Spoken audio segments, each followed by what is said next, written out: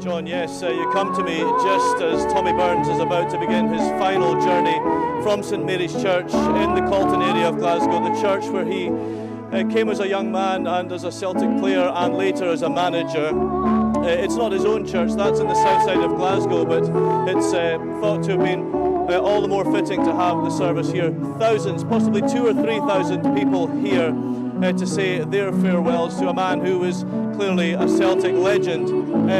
When Tommy was taken into the church this morning, he was borne by pallbearers, among them, perhaps surprisingly to some, Walter Smith and Ali McCoist from Rangers, and former teammates like Pat Bonner and Danny McGrain. He will very shortly leave the church for the last time and begin his final journey, which will take him along a route already crowded with thousands of Celtic fans, and past Celtic Park, where even more people have gathered again to say their farewells. The cortege will stop there for a while, and the tribute will obviously be paid to him by many thousands of fans and friends. The procession is obviously ongoing at the moment. The priests you can see in the shot at the moment, they were handing out, giving communion to the people here at the church throughout the service, and they're obviously preparing for Tommy's coffin and the rest of the mourners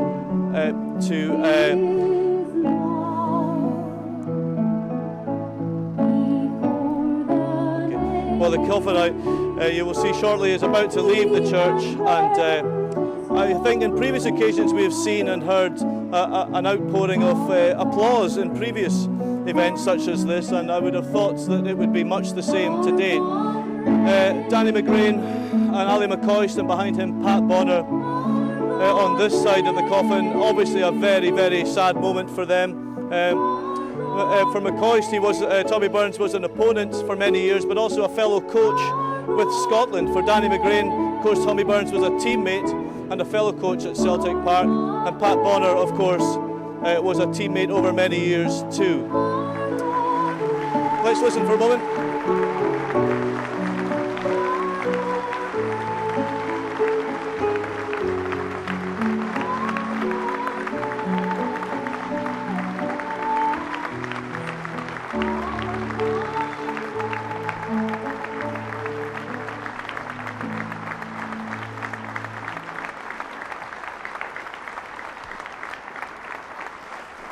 The other pallbearers there, of course, George McCluskey, clearly very upset today, and Walter Smith, too, a great friend of Tommy Burns despite being a rival, and Peter Grant, who was a teammate and also a player at Celtic Park during the years that Tommy was both a player and a coach.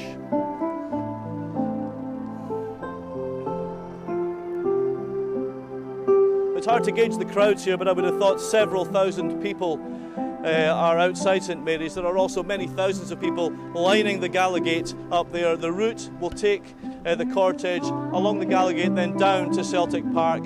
Again, the cortege will stop at the stadium where further tributes will be paid. The cortege will stop for a while, and then it will go on the rest of Tommy's final journey to the Lynn Cemetery on the south side of Glasgow.